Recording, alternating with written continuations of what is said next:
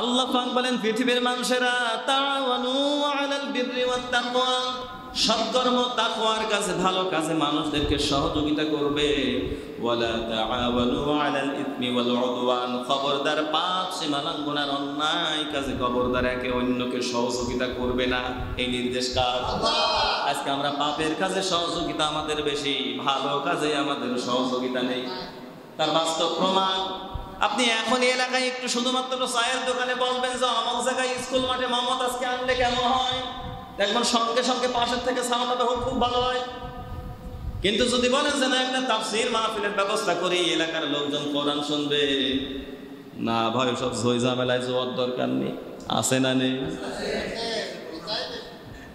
তাআওয়ানু আলাল বিররি ওয়াত তাকওয়া ওয়ালা তাআওয়ানু আলাল ইসমি ওয়াল উদওয়ান। আল্লাহ বলেন সৎকর্ম এবং তাকওয়ার কাজে ভালো কাজে সহযোগিতা করবা, মন্দ কাজে খবরদার সহযোগিতা করবো না। নিশ্চয় জেনে রেখো তোমার রব কিন্তু শাস্তি দানে অত্যন্ত কঠোর। আল্লাহ তাআলা বক্তব্য দেওয়ার পরে তিনি শাস্তি দানে অত্যন্ত কঠোর, এই কথার মাধ্যম দিয়ে আমাকে আপনাকে আল্লাহ তাআলা ইয়েলো কার্ড মেরেছেন, সতর্ক করতেছেন। ফুটবল খেলা যখন হয়, কেউ যদি অবৈধভাবে ফাউল করে, রেফারি তাকে সতর্ক করার জন্য প্রথমে হলুদ কার্ড দেয়। কথা বলছেন না কেন? আল্লাহ তাআলা হলুদ কার্ড দিচ্ছেন, খবরদার পাপের কাজে সহযোগিতা করবা না, ন্যায়ের কাজে সহযোগিতা করবা। নিশ্চয় জেনে রেখো তোমার রব কিন্তু খুব শাস্তি দিতে পারে।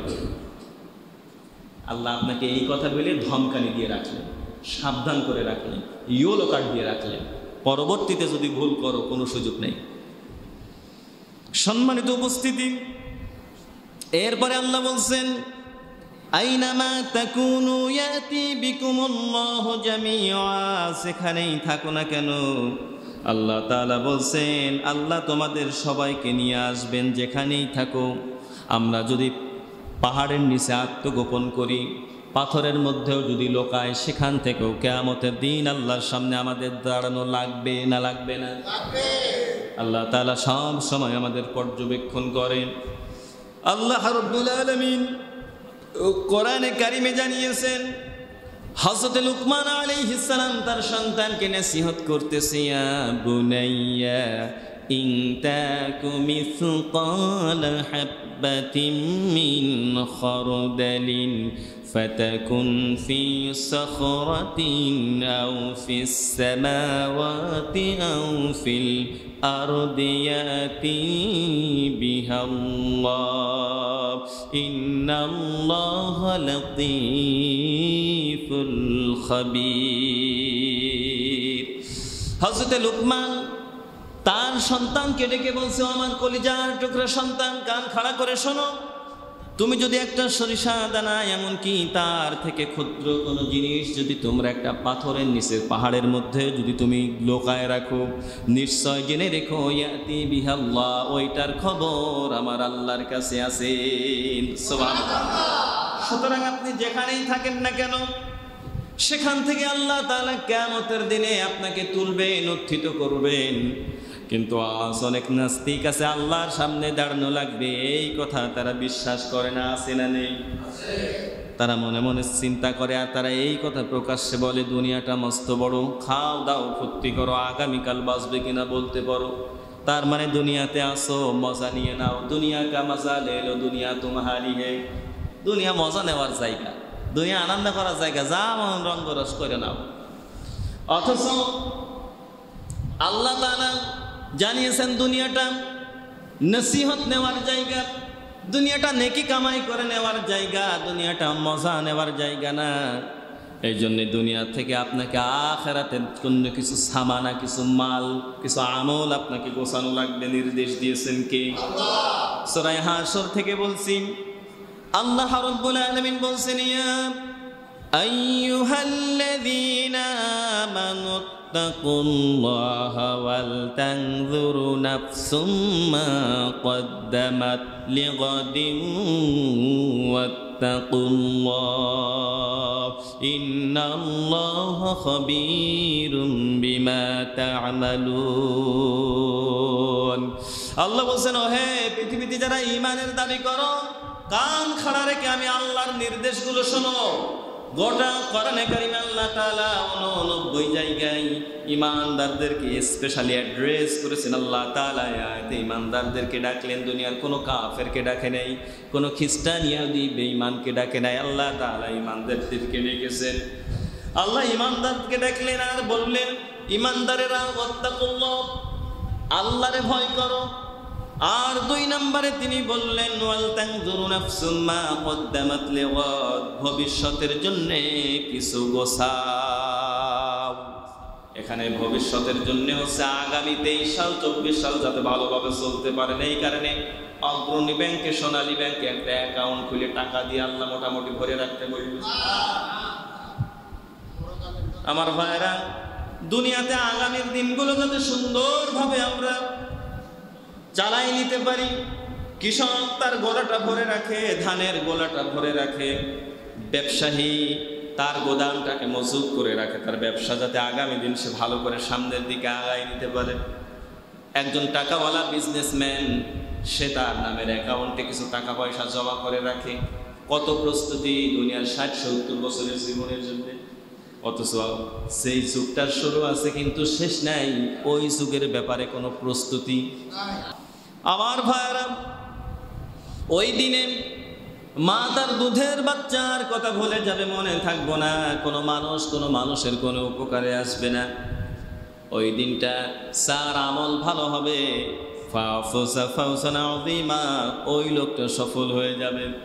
এই কারণে ওই দিনের জন্য আমল গোছানো লাগবে। ওই দিনে আল্লাহ নবী বলছেন, ইন্নাল্লাহা লা ইয়ানজুরু ইলা সুওয়ারিকুম ওয়া আমওয়ালিকুম, ওই দিনটা এমন দিন হবে যেই দিন আল্লাহ তাআলা মানুষের চেহারা দেখবে না। চেহারা দেখবে? চেহারা দেখে আল্লাহ তাআলা জান্নাত দিবে না। চেহারা দেখে যদি আল্লাহ তাআলা জান্নাত দিতেন, কিয়ামতের দিন সর্বপ্রথম জান্নাত পেয়েছে তো আবু লাহাব। তাফসিরে বাইজাবি থেকে বলছি, আল্লামা নাসিরউদ্দিন বাইজাবি সূরা লাহাবের তাফসিরের মধ্যে বলছেন, সূরা লাহাব আল্লাহ তাআলা নাযিল করেছেন রাসূলের চাচা লাহাব, আবু লাহাবের নামে আপন চাচা। কোনো বরগাইতে চাচা না, হাওলাইতে চাচা না, গ্রাম্য ভাষায় বললাম, একেবারে নিজের চাচা, আপন চাচা। আল্লাহ তাআলা তাকে লাহাব বলে ডাকলেন কেন? যতটুকু আমি তাফসির পড়ে পেয়েছি, তাফসিরে বাইজাবির মধ্যে আসছে, ইমাম নাসিরউদ্দিন বাইজাবি রাহিমাহুল্লাহ লিখছেন যে আবু লাহাবের নাম মূলত লাহাব ছিল না। আবু লাহাবের নাম ছিল মূলত আব্দে উজ্জা, আব্দে শামস। যেমন আবুল হেকাম নাম ছিল হচ্ছে আবু জেহেলের। আবু জেহেলের মূল নামও কিন্তু আবু জেহেল না, জানেন তো এটা? আবু জেহেলের মূল নাম আবু জেহেল না, আবু জেহেলের মূল নাম হচ্ছে আবুল হেকাম। আবুল হেকাম মানে হচ্ছে বুদ্ধির পিতা। কিন্তু মূর্খতাপূর্ণ কাজকর্ম করার কারণে আল্লাহর হাবিব বললেন, তোমার যে কার্যকলাপ, তুমি বুদ্ধির পিতা নাও, আমি আজকে থেকে তোমার নাম দিলাম তুমি আবু জাহেল, তুমি মূর্খের পিতা। সেখান থেকে তার নাম হলো কি? আবু জেহেল। এখন আবুল হেকাম কেউ চেনেই না, এখন সবাই আবু জেহেল বলতেছেন, ঠিক কি না? আবু জেহেলের নাম পরিবর্তন করেছেন আল্লাহর নবী, আর আবু লাহাবের নাম পরিবর্তন করেছেন স্বয়ং আল্লাহ নিজে। আল্লাহ তাআলা আব্দে উজ্জা বা আব্দে শামসকে আবু লাহাব বলে ডাকলেন কেন? কোরআনে কারিমে তাকে আবু লাহাব বলে আল্লাহ ডাক দিয়েছেন, তাব্বাত ইয়াদা আবি লাহাবিন ওয়া তাব মা আগনা আনহু মালুহু ওয়া মা কাসাব। মুখস্থ আছে না? আল্লাহ বলছেন আবু লাহাবের 2 হাত ধ্বংস হোক। আল্লাহ তাআলা আবু লাহাবকে আবু লাহাব কেন বলে ডাকলেন, আব্দে উজ্জা কেন বললেন না? তাফসিরে বাইজাবির মধ্যে মুফাসসির লিখছেন, আবু লাহাবের এত সুন্দর চেহারা ছিল যেন দুধে আলতা। দুধের মধ্যে আলতা ঢেলে দিলে যেরকম ডগডগানি রং হয়, আবু লাহাবের চেহারা ছিল এরকম অগ্নিশর্মা, আগুনের মতো ডগডগে চেহারা ছিল। এত সুন্দর চেহারা, যেন চেহারার মধ্যে আগুন জ্বলতেছে। এই দিকে তাকাই আল্লাহ তাআলা তাকে আবু লাহাব বলে ডাকলেন, অগ্নিশিখার পিতা। অগ্নিশিখার পিতা। দেখতে যেন একেবারে মনে হয় চেহারায় আগুন জ্বলতেছে, এত দারুণ চেহারা। আলোচনার যে মূল পয়েন্ট, এত সুন্দর চেহারা, এই চেহারা দেখে কি কিয়ামতের দিনে আল্লাহ তাআলা আবু লাহাবকে মাফ করবেন নাকি? তার মানে বোঝা গেল আল্লাহর হাবিব আগেই জানিয়েছেন, ইন্নাল্লাহা লা ইয়ানজুরু ইলা সুওয়ারিকুম, কিয়ামতের দিন কার কত সুন্দর চেহারা আল্লাহ এটা দেখবে না। ইন্নাল্লাহা লা ইয়ানজুরু ইলা সুওয়ারিকুম ওয়া আমওয়ালিকুম, মালের প্লুরাল বহুবচন হচ্ছে আমওয়াল। কার কত সম্পদ, কার কত টাকা পয়সা, কার কত বাড়ি গাড়ি কর্তৃত্ব, আল্লাহর নবী বলেন কিয়ামতের দিন আমার আল্লাহ এটা দেখবে না। ওয়ালাকিন ইয়ানজুরু ইলা কুলুবিকুম, এক নম্বরে আল্লাহ তাআলা কিয়ামতের দেখবেন, তোমাকে কিয়ামতের দিন দেখবেন তোমার অন্তর। যার অন্তরে আমার আল্লাহর ভয় যত বেশি থাকবে, উভয় জগতে আমার আল্লাহ তার সম্মানটাকে তত বাড়ায়া দেবে। কলিজাতে ভয় রাখা লাগবে কার? আল্লাহ রাব্বুল আলামিন। এরপরে বলছেন আল্লাহ তোমাদের সবাইকে নিয়ে আসবেন কিয়ামতের দিনে, আল্লাহর সামনে আমাদেরকে দাঁড়ানো লাগবে, অস্বীকার করার সুযোগ নাই। এই কারণে কিয়ামতের দিন যেহেতু দাঁড়ানো লাগবেই, সেহেতু কিয়ামতের দিনের ব্যাপারে কিছু মাল, কিছু সামানা, কিছু আমল আমাদের সংগ্রহ করা দরকার, যাতে কিয়ামতের দিন অন্ততপক্ষে একবারে খালি হাতে আমরা না উঠি। কোনো আমল দেখায় কোনো মানুষ জান্নাতে যেতে পারবে না, তবে বিশেষ বিবেচনা দিয়া আল্লাহ তাআলা কিয়ামতের দিন অনেক বান্দাদেরকে মাফ করবেন। এক্সামিনার যতই হৃদয়বান হোক না কেন, আপনি যদি সাদা খাতা, যদি আপনি পরীক্ষার হলে একেবারে কিছু লেখেন নেই, এমন সাদা খাতা যদি জমা দিয়ে আসেন, এক্সামিনার আপনাকে হৃদয় থেকে পাশ করানোর চেষ্টা করলেও আপনাকে পাশ করাইতে পারবে না, নাম্বার দেওয়ার তো জায়গাই নেই। কিন্তু আপনি যদি মোটামুটি সাধ্য মতো লেখেন, 28 পেয়েছেন, 30 পেয়েছেন, 31 পেয়েছেন, 2টা নাম্বার, 4টা নাম্বার, 5টা নাম্বার কম হয়ে গেছে। এক্সামিনার যদি হৃদয়বান হয়, তিনি যদি মনে করেন যে সব জায়গায় একটু ধরায়া দিয়ে আমি 33 দিয়ে দেব, তাইলে তিনি পারেন না? পারেন না। তার মানে হলো কিয়ামতের দিন একদম ফাঁকা হাত নিয়ে আল্লাহর কাছে যদি উঠেন, তাইলে কিন্তু জাহান্নাম ছাড়া গতি থাকবে না। আমল দেখায় জান্নাতে যেতে পারবেন না ঠিকই, কিন্তু আপনার পক্ষ থেকে যদি সর্বোচ্চ চেষ্টাটা থাকে, কিয়ামতের দিন গ্রেস মার্ক দিয়ে হলে আল্লাহ আপনাকে পাশ করাইয়া দিবেন। আমার ভাইরা, এই জন্য ওই দিনের জন্য কিছু গোছানো লাগবে। এরপরে আল্লাহ তাআলা বলছেন, ইন্নাল্লাহু আলা কুল্লি শাইইন কাদির, নিশ্চয় জেনে রেখো আমি আল্লাহর ক্ষমতা কিন্তু সবার উপরে। আল্লাহ কিয়ামতের ব্যাপারে ওই দিনে আল্লাহর কাছে জবাব দেওয়া লাগবে, দাঁড়ানো লাগবে। এই কথা বলার পরে তিনি তার ক্ষমতার বর্ণনা কেন দিলেন?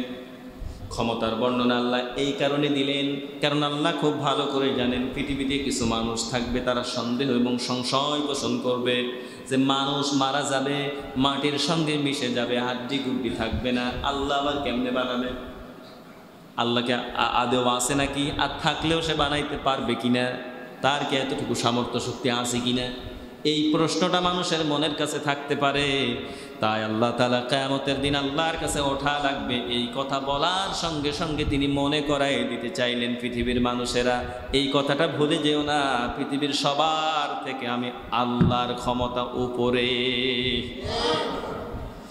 আল্লাহ রাব্বুল আলামিন বলছেন, আমি এত ক্ষমতাবান, আমার ক্ষমতা ভ্লাদিমির পুতিনের, রাশিয়ার যে প্রেসিডেন্ট ভ্লাদিমির পুতিনের থেকে একটু কম। কথা কি বোঝেন? রাশিয়ার প্রেসিডেন্ট, তার থেকে ক্ষমতা আল্লাহ অল্প একটু কম। তাইলে আমেরিকার জো বাইডেনের থেকে বুঝি হালকা একটু কম।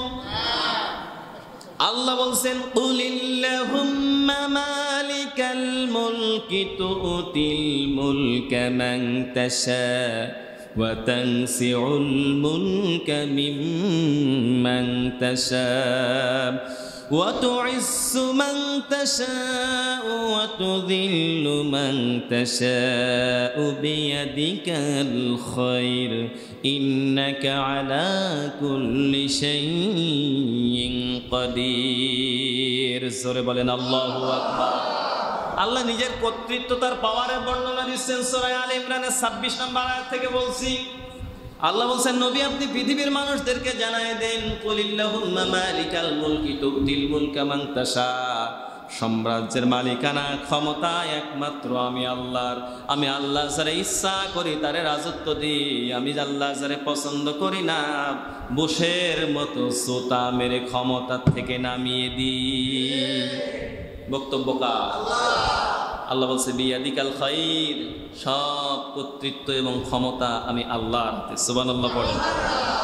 তার মানে যত বড় শক্তির দেশ হোক না কেন, ভ্লাদিমির পুতিন বলেন, জো বাইডেন বলেন, এরা যে ক্ষমতার চেয়ার বসে আজকে বিশ্ব শাসন করতেছে, এদের ক্ষমতাটাও দিয়েছেন কে?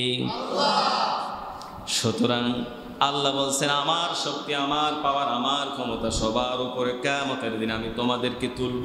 সন্দেহ আছে নাকি? আল্লাহ বলছেন কেমনি সন্দেহ করো? আল্লাহ যুক্তি দিচ্ছে, আনতুম আশাদ্দু খালকান আমিস সামাউ বানাহা। আল্লাহ বলছে কেমনি অস্বীকার করো? ওই তোমার মাথার উপরে আসমানকে আমি আল্লাহ রাখছি, একটু তাকায় দেখো না, তোমার মাথার উপরে এত বড় সুবিশাল আসমানটাকে যে আল্লাহ প্লারবিহীন অবস্থায়, খুঁটিবিহীন অবস্থায় রাখতে পারলো, সে আল্লাহ মরার পরে তোমাদেরকে আবার চিন্তা করতে পারবে না? কেমনে এই কথা বলো? কে বলতেছে? আল্লাহ যুক্তি দিচ্ছে, কেমনে বলো এই কথা? তোমার কি সেই কথা মনে নাই? আল্লাহ তাআলা স্মরণ করাই দিচ্ছেন আমাদের পূর্বযুগের কথা। মাঝে মাঝে মানুষদেরকে একটু নাড়া দিতে গেলে তার দুর্বল জায়গায় আঘাত করা লাগে। আপনার বাড়িতে একদিন খেয়ে পড়ে মানুষ, ওই ছেলেটা যদি হয়তো একটু পজিশন পেয়ে যায় আর আপনার বিরুদ্ধে লাগে, অনেক সময় এমনটা হয় না? আজ তুই আমার ব্যাপারে এরকম বলিস রে, সেদিন তুই আমার বাড়ি খেয়ে পড়ে মানুষ হলি, এরকম বলে না মানুষ? তার মানে ওই লোকটা যখন ভুলে যায় তার ইতিহাস, তখন এই মালিক তখন তার ইতিহাসটাকে মনে করায় দেয়। তুই গরিবের ছেলে ছিলি, তোরে আমি দেখেছি কত, তোর বাবারে ডাক দিয়ে আমি কত বলেছি তোমার ছেলেটা মেধাবী, যদি কখনো টিউশনি ফির ব্যাপারে যদি কষ্ট হয়ে যায় আমারে বলবা, আমি কত তোরে হেল্প করছি, আজকে তুই দিন পেয়েছিস, পজিশন পেয়েছিস, আজকে তুই আমার এই কথা বলিস আমার সামনে। তার মানে মানুষ যখন একটু বিপদগামী হয়ে যায় তখন আমরাও কিন্তু তার দুর্বল জায়গায় আঘাত করে তার কথাটাকে মনে করাই দিতে চাই, পূর্ব দিনের কথাগুলো, ঠিক কিনা?